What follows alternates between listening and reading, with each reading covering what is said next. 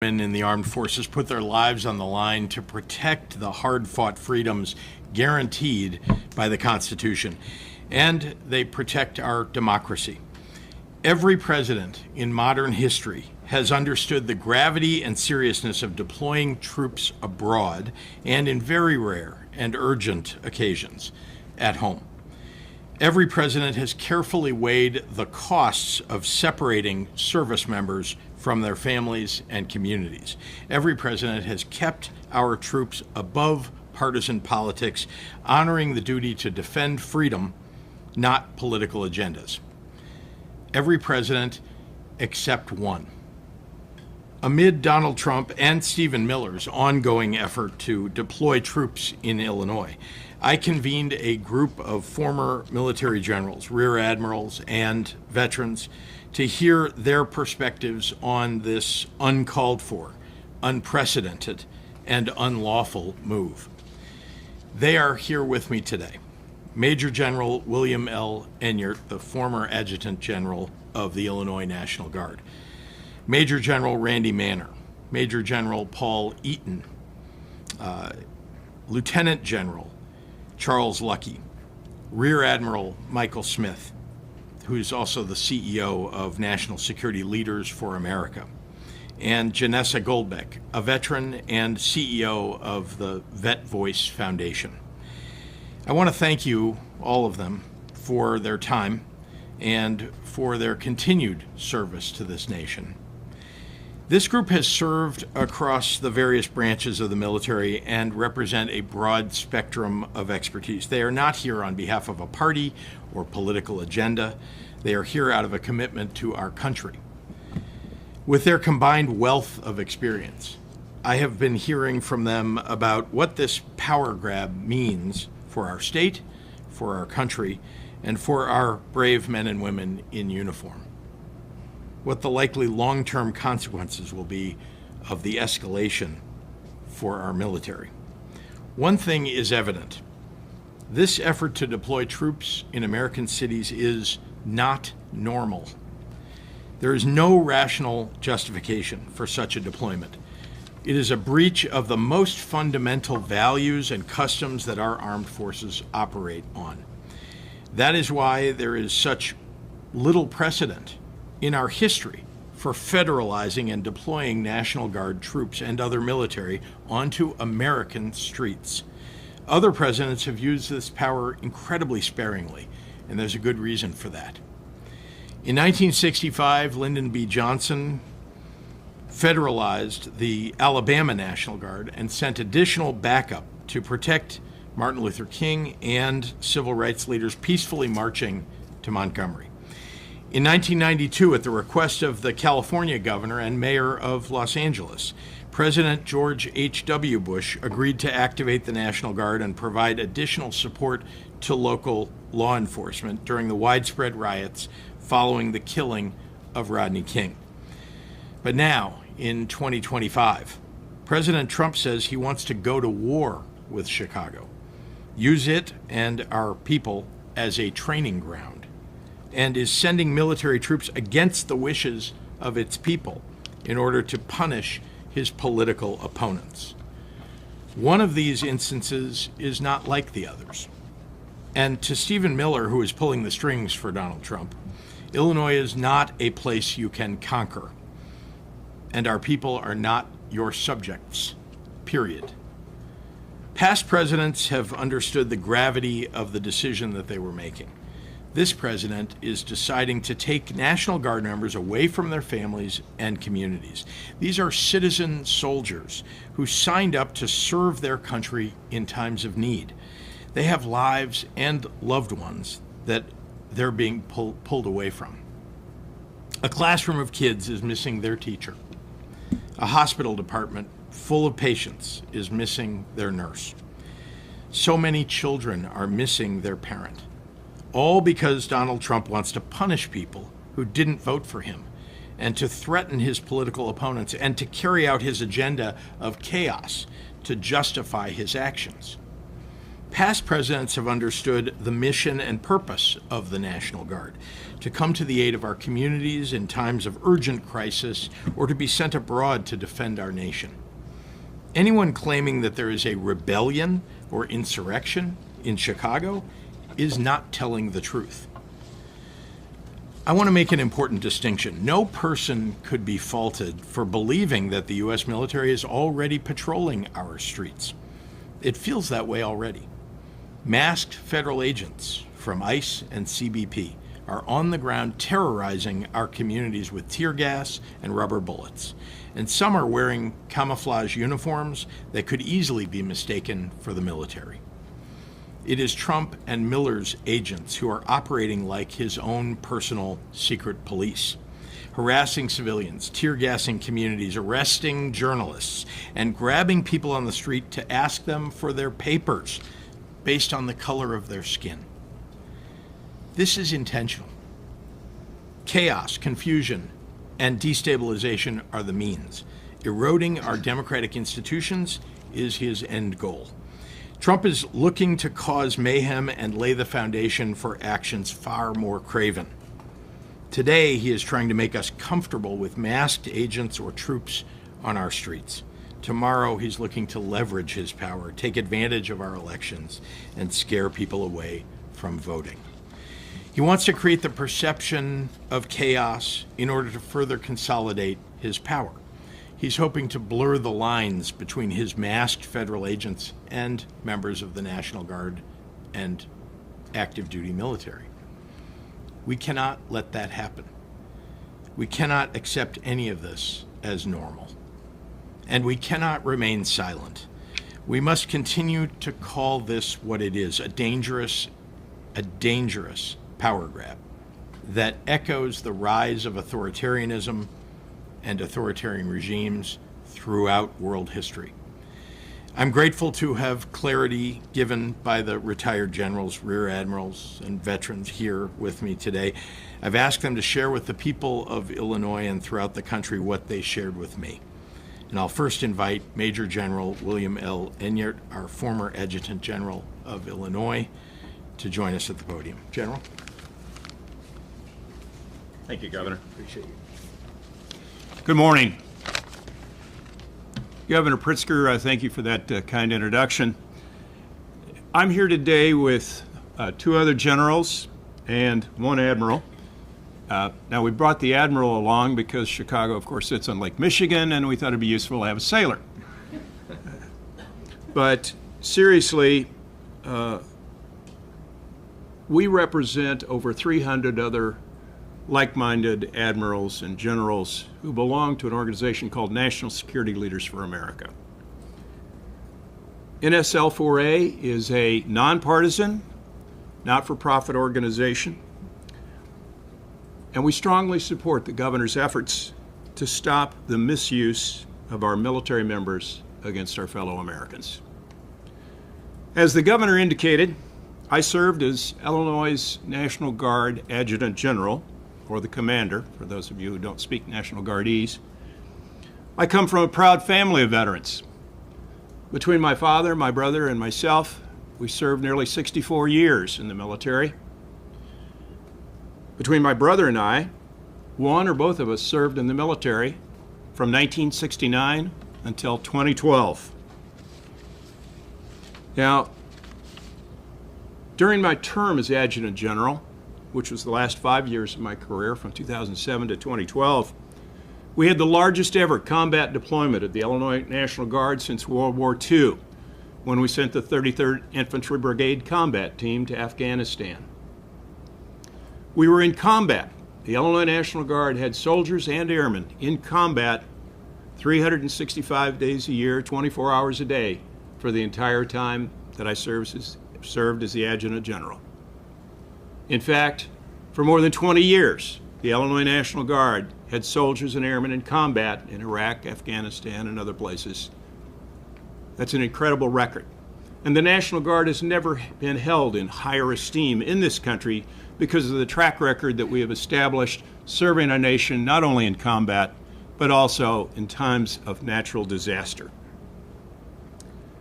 You know, we took an oath to the Constitution of this great nation, and that's why I'm here today. It is imperative that we as citizens, not just as officers, but as citizens, stand up to the overreach of the federal government today in Illinois, in California, and elsewhere. Our National Guard members joined and served to defend our nation, to respond to natural disasters. They are not policemen. They are not political pawns. They are sons and daughters, husbands and wives. They're teachers, farmers, mechanics, carpenters, and students. They deserve to be treated with the respect that they have earned for volunteering to put their lives on the line for our country and our communities. They should not be treated as props for political theater. You know, the number that I've heard for the Los Angeles deployment, 4,000 National Guardsmen for 60 days, is $120 million. So that's a real cost. That's a cost to the American taxpayer. But there are hidden costs, costs that the governor alluded to, costs to the individual soldier, to the families, to the communities, to the employers. A typical private first class, that's a low-ranking enlisted person, makes about $91 a day when they're on active duty. That's about $11 an hour.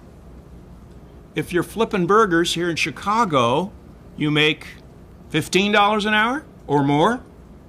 So these young soldiers are paying a financial penalty. And what about the cost to the family?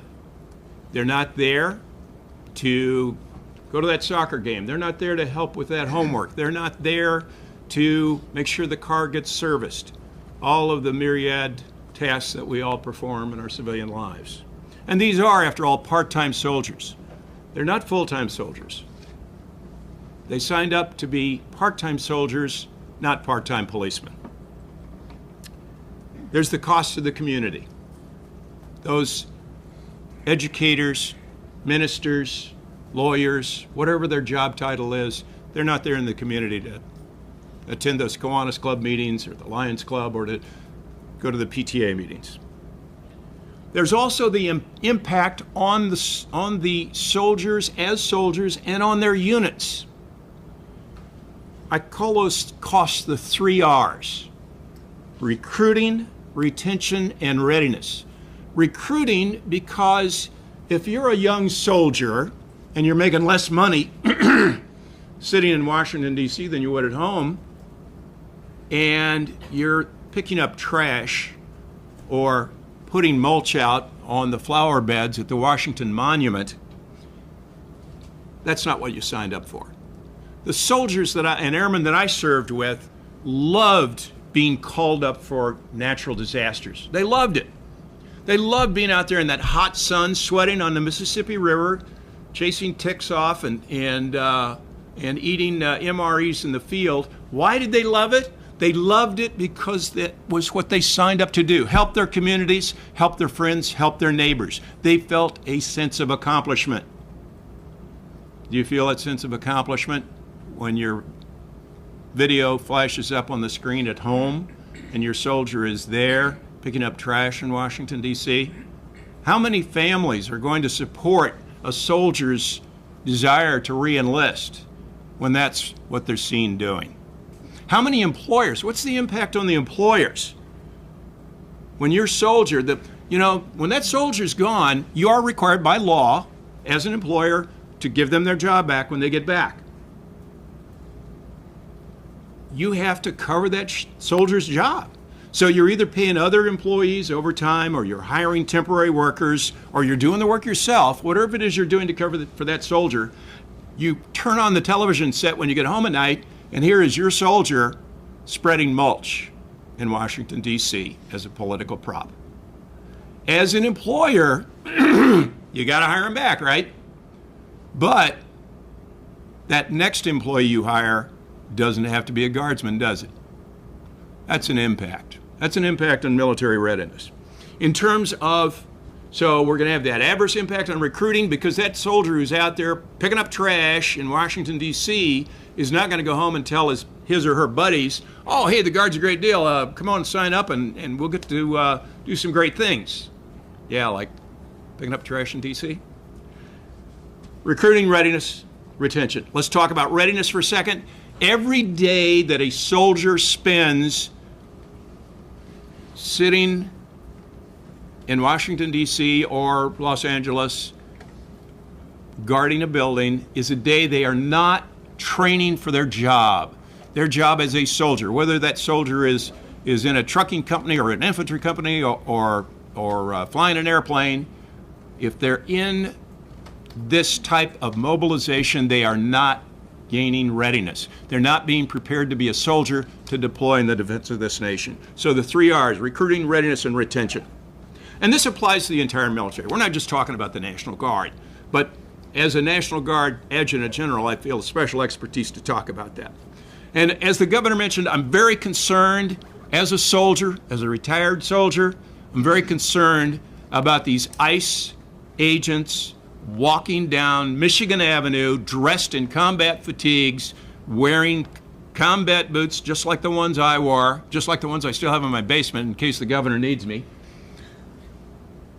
The average citizen is not going to know the difference between a National Guardsman and an active duty soldier from the 10th Mountain Division or a Marine from Camp Pendleton.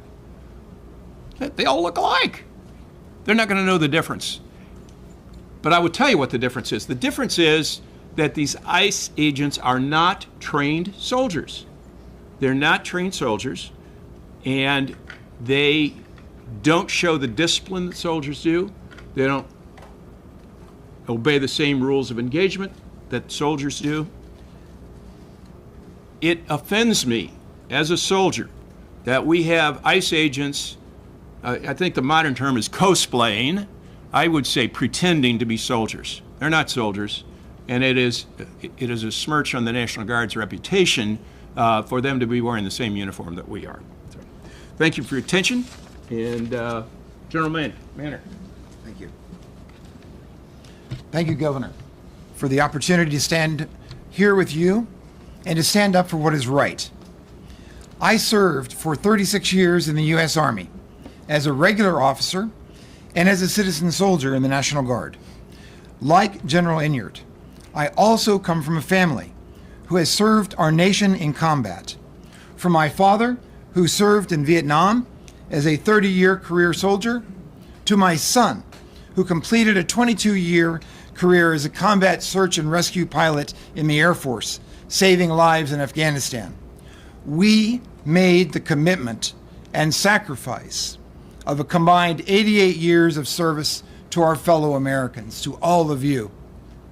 For my first assignment in the 82nd Airborne Division as a young Airborne Ranger platoon leader, through being the Deputy Commanding General of 3rd U.S. Army, responsible for the lives of tens of thousands of men and women in combat in Iraq, Afghanistan, and across the Middle East, to being the number 2 general officer in the National Guard Bureau in the Pentagon, responsible for over 450,000 citizen soldiers and airmen in all 54 states and territories and the District of Columbia.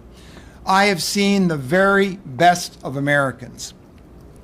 No matter what their color, their gender, their religion, or national origin, all that ever mattered is their ability to do their job. We and our fellow veterans are proud to have served all of you and to have served our nation. Our military is one of the most respected institutions in the United States. The National Guard has 2 missions. First, it is trained, equipped, and organized to defend our nation as a strategic reserve from foreign threats overseas. And second, to serve as a capability to governors to help save lives in times of natural disasters such as floods, earthquakes, tornadoes, or hurricanes, and to assist, as mayors may ask, to temporarily augment local capabilities for special events such as the Super Bowl or the Olympics or things in that manner. Our military and National Guard are designed for combat, not for community policing. Soldiers are trained to eliminate threats, not to de-escalate tensions or protect constitutional rights during protests. When we blur that line, we risk turning our own streets into battlefields and our citizens into potential enemies. The use of the military by this administration in Los Angeles, Memphis, and possibly Chicago is inappropriate, it's dangerous, and it is a clear and present danger to the security of our nation. It is un-American. History warns us of this danger. The Posse Comitatus Act of 1878 was created precisely to prevent the military from enforcing domestic law, because our founders understood that freedom cannot thrive under the shadow of military control. Civilian police, accountable to local communities and bound by civil law, are the right tools for maintaining order, not troops and tanks. If we truly want safe and peaceful cities, we should invest in stronger communities, better policing standards, and more trust between citizens and local law enforcement, not the presence of armed forces meant for war. America's strength comes not from fear or force, but from the principles of liberty and self-governance.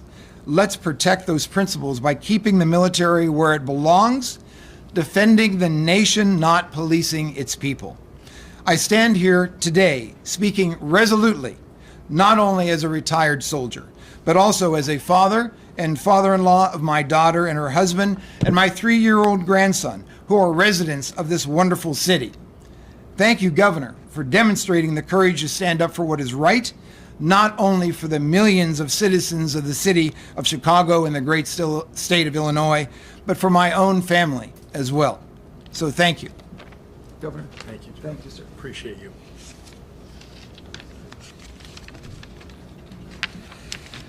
Good morning. My name is Janessa Goldbeck, and I served as a combat engineer officer in the United States Marine Corps. Today, I lead Vet Voice Foundation, which is a national, nonpartisan nonprofit representing more than 2 million veterans, military family members, and supporters from all walks of life and all backgrounds. We empower veterans and military families to engage in public life and defend the democratic values we swore an oath to uphold. Over the past year, we've grown increasingly alarmed about the growing politicization of the military. We've actively pushed back in the courts, through policy advocacy, and by preparing elected officials to preserve the apolitical character of our armed forces.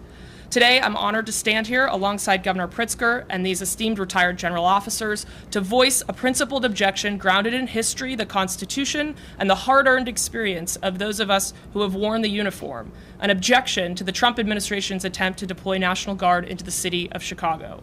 Deploying military forces into American cities when there is no widespread unrest, no breakdown of local law enforcement, and against the wishes of local leaders and local police is an extraordinary and dangerous breach of long-standing democratic norms, a reckless precedent that threatens both our systems of government and undermines public trust in our armed forces.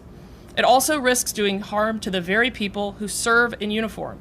The troops that are being told to deploy are not faceless. They are our neighbors, mostly young men and women from middle and working class families. Many of them are first or second generation Americans. In their civilian lives, they are the EMTs who respond when your child can't breathe, the linemen who restore power after a storm, the nurses who pull double shifts in county hospitals, the police officers and firefighters who keep our neighborhoods safe. When they take off the National Guard uniform, they go home to take care of their kids, coach Little League, and volunteer at their churches. Pulling them out of their communities for what amounts to a political stunt doesn't just disrupt readiness, it leaves holes in our local safety nets. It means fewer first responders on the job. It means missed paychecks, missed birthdays, and missed moments that can never be replaced. It is a betrayal of the dual mission of our National Guard that our National Guard serve, to protect both state and nation. There's also a significant impact to readiness and morale. Picture a young guardsman, newly trained for disaster relief, homeland support, or overseas deployment. Imagine him arriving in Chicago, ordered into neighborhoods he doesn't know, confronting emotionally fraught scenes, families being ripped apart, frightened children, communities watching in horror. This is not what he trained for. His ethos was not shaped for inner-city checkpoint enforcement. His peers are serving overseas or preparing for hurricane season at home, and yet here he is in a highly charged situation with no clear mission. When the President of the United States places soldiers and airmen into roles that clash with their identity and values, where they may be viewed not as protectors, but as agents of contention, it damages unit cohesion, it sows doubt, it introduces political fear, hesitation, and mistrust. It harms our operational readiness by pulling the Guard away from their real missions, and it puts Guardsmen in impossible positions, where one misunderstanding, one wrong move could turn a tense situation into a tragedy. Misusing them in this way risks escalation that puts both service members and civilians in harm's way. It also risks alienating entire communities, communities whose trust the military may need tomorrow in a crisis.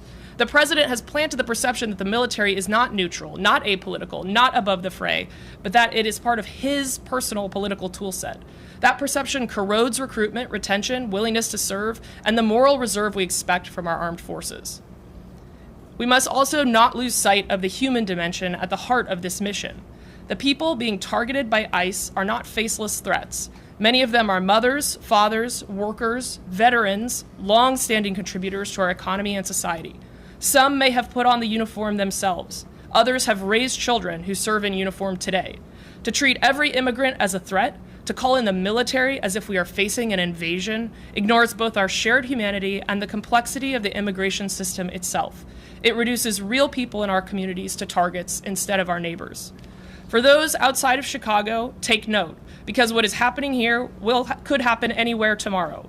Once the precedent is set that the President can deploy troops in U.S. cities to enforce immigration law, what stops him from using the same authority to respond to peaceful protests, to deploy the Guard outside of polling places during next year's elections?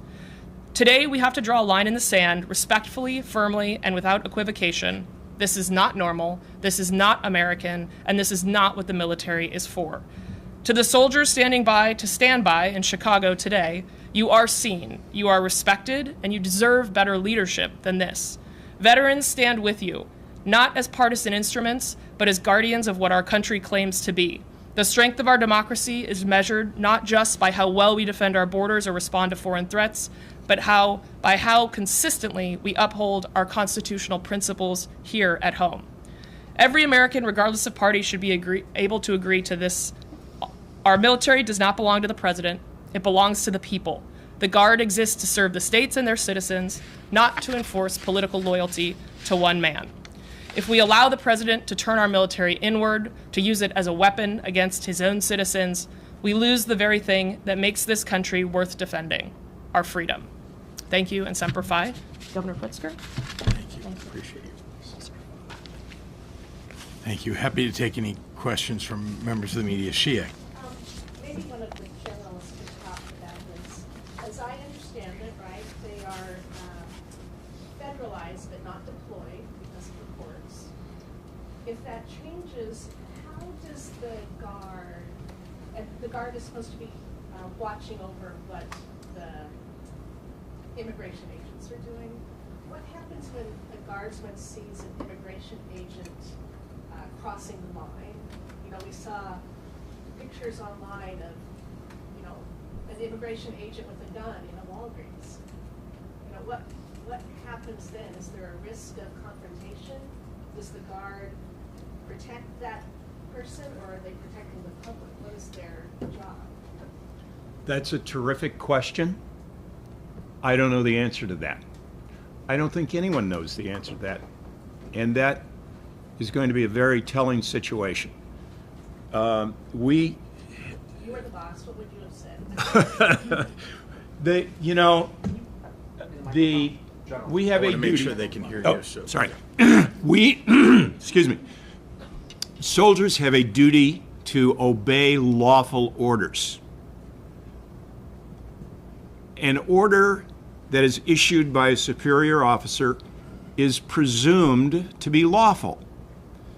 So you are putting some of these young soldiers, and this is what we're talking about here, you're putting some of these young soldiers in really an untenable position.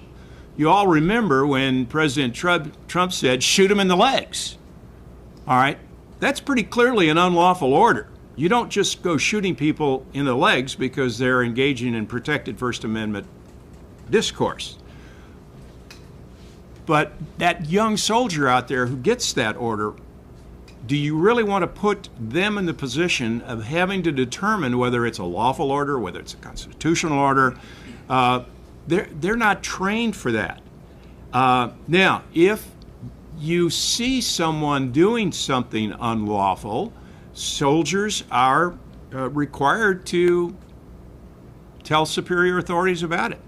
And we have seen actions in combat in Afghanistan and Iraq where soldiers reported to superior authorities what their fellow soldiers had done in violation of the rules of engagement and violation of international law. And we've seen the Trump administration, we've seen the president, those soldiers who committed wrongful acts were court-martialed, and we've seen the current president turn around and commute those sentences or pardon those folks and have them reinstated. I think that that's very problematic. And unfortunately, we may well see this happen. And I think it's going to be incumbent, it's going to, will the courts then step in? I think the courts have, several of the judges have done a terrific job so far standing up to this administration. But I think that's one of the reasons that we as retired generals are here. We can speak out. We got our First Amendment rights back. If I were still on active duty, I wouldn't be able to stand here before you and tell you some of these things. Thank you for that question. Yes. So, if the National Guard is deployed, does they have any plans to protect Latin communities, Latin neighborhoods? Well, if they're deployed, they're being deployed by the President of the United States. They've been federalized. So we don't know what those orders will be, but I tend to doubt that is what the Trump administration has in mind, protecting those communities. That doesn't seem to be what they're telling ICE or CBP. And so I can't imagine they're going to order the National Guard to protect those communities. I wish that we could do that.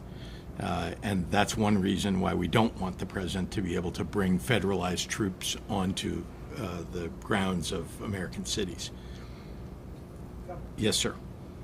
Governor from BBC in London, if you can.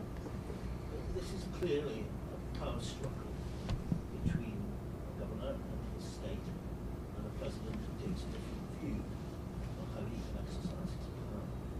So the question for everybody, not just in the United States, but beyond the United States, is who prevails and how. But if I might just add to that very briefly, you compare what's happened or may happen to authoritarian regimes behaving elsewhere in the past.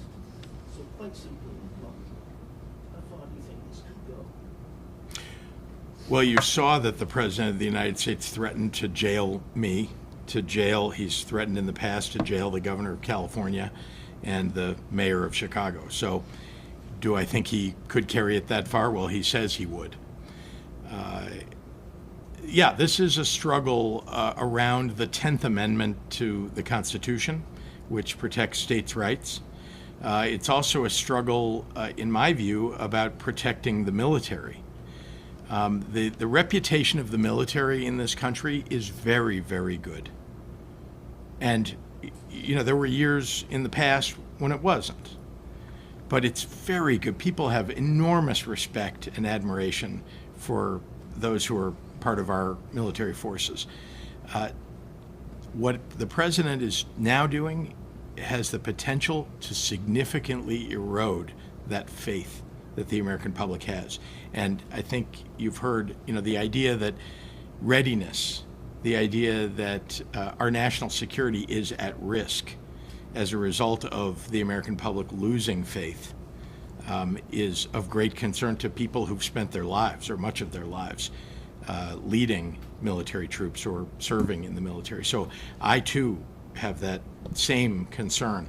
And of course, I'm focused right now on Illinois' National Guard and other National Guard that are being sent here, but I know many members of the Illinois National Guard.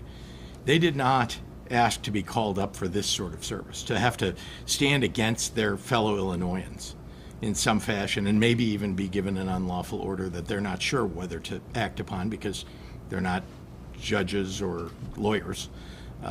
They're trained for military service and, of course, to help rescue people in emergencies and not to do this kind of service.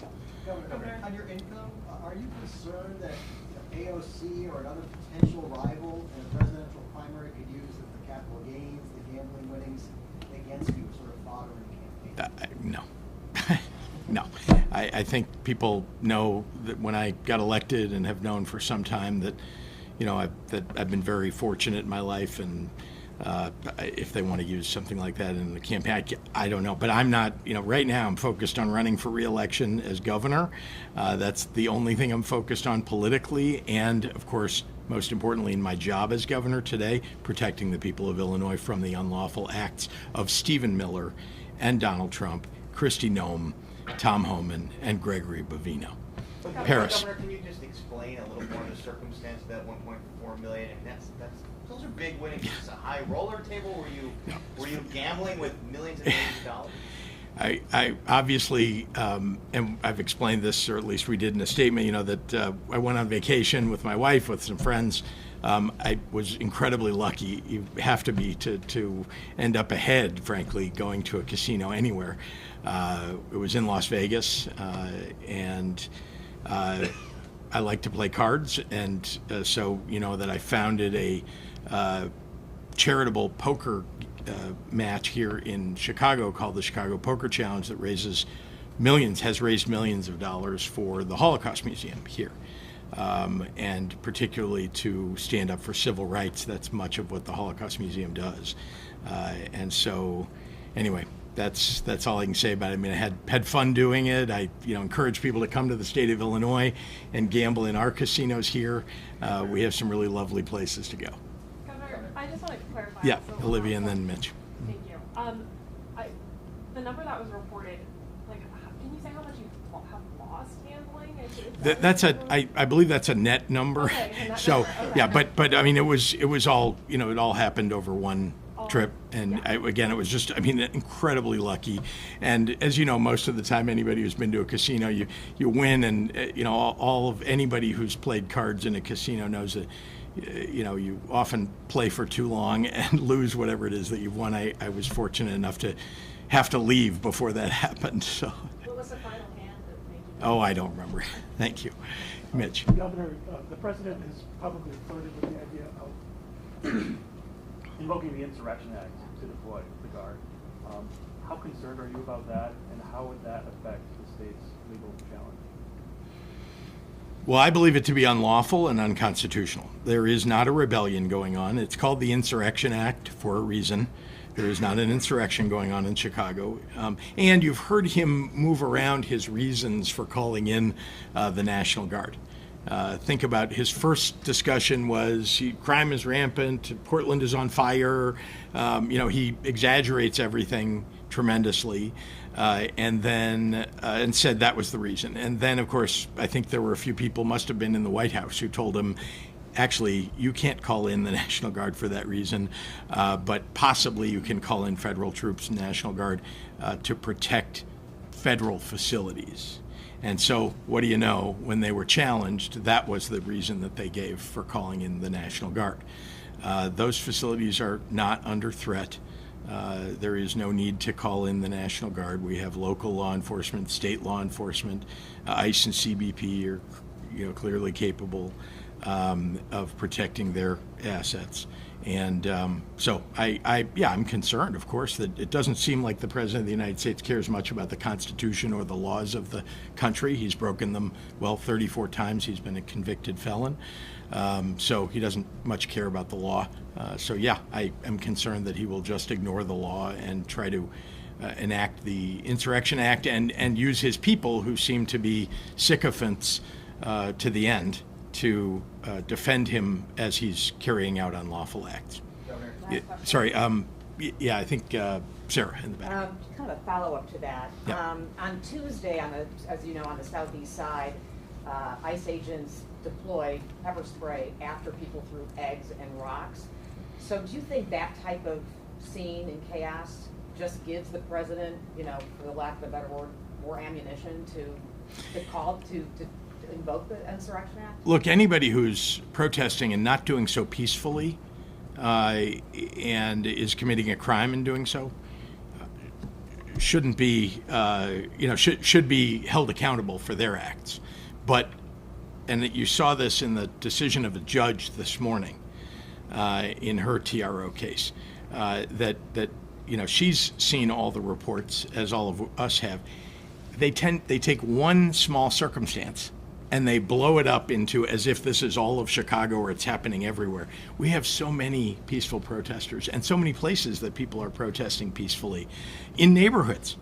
You're going to see it on Saturday in Grant Park.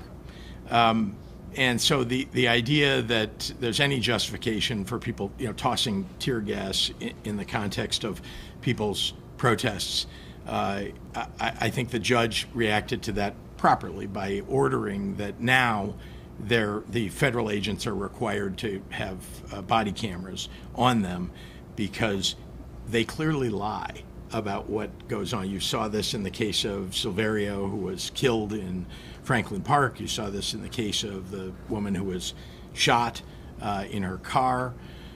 They put out a press release immediately at Homeland Security that doesn't reflect the truth. And it's hard for us to know right away what the truth is. So it takes us a couple of days. Often it's some of you in the reporter community and the media that discover what the truth is and talk to people who are on the ground. And then what do you know? It turns out they've been lying all along. So I'm glad that the judge is stepping up, doing the right thing. I think we're going to see more cases brought against ICE and CBP. And of course, we're going to continue our effort to keep the military off of the streets of Chicago and across America. Thank you. Oh, One more in the back. I'm sorry. One more Yes. question. Nothing Yes. to do with Vegas. I'm talking about Los Angeles.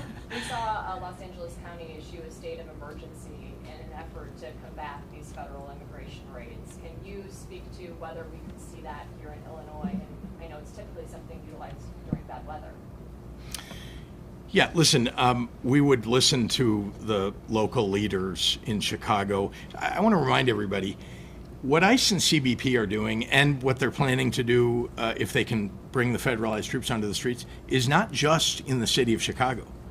And people keep talking about Chicago, and I know it's easy to just say Chicago and not include all the suburbs and surrounding areas, but this is it's a vast region, at least 6 million people, in and around Chicago, not just in the city of Chicago. And people are being affected at this. You saw the Waukegan City Hall, where a young woman came out. She was doing no harm to anybody, U.S. citizen. She's brown-skinned. She was trying to get in her car, and she was detained, arrested, put in the back of a car. This is what's happening all across the region, and it's deeply concerning to me. We talk about just Chicago, but it's really happening everywhere around the region. But I think you saw the city of Broadview mayor asked for help, and we delivered it from state police and from Cook County Sheriff's Office. But no plans for a state of emergency. We don't see a need for that here, and I'm not sure what the circumstances were that caused it in Los Angeles, whether it was the city or the county there. But obviously, we listen to local leaders and local law enforcement and back them up when they need our assistance. So, thank you. Thank you.